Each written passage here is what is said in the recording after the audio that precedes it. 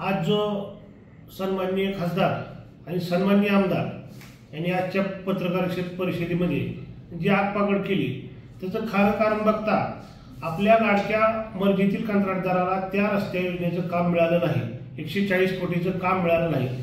केवळ त्यामुळे त्यांनी आज जो तिळपापड केलेला आहे, वारंवार प्रशासकीय यंत्रणेवर दबावावरून, वारंवार मुख्याधिकारी यांच्यावर दबाव आणून ते काम लाडक्या गुत्तेदाराला म्हणजे संभाजीनगरच्या त्यांच्या एका लाडक्या गुत्तेदाराला देण्यासाठी ते वारंवार दबाव आणत होते, परंतु ते काम सदरील गुत्तेदाराला मिळाले नसल्यामुळे त्यांनी आज ही सगळी आगपागड केलेली आहे। पालिका तुमच्याकडे, आमदार तुमचे, खासदार तुमचे, तुम्ही राज्याचे प्रमुख नेते असताना सुद्धा शहरातील रस्त्यासाठी 1 रुपयाचा निधी तुम्ही आणू शकले नाही आणि तुम्ही आज जनतेच्या त्रासाबद्दल बोलत आहे।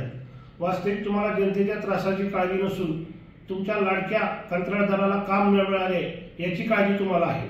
आता परत SIT लावायची मागणी म्हणजे परत चालू होणाऱ्या रस्त्याला, शहरातल्या कामाला हा खीळ घालण्याचा प्रकार आहे।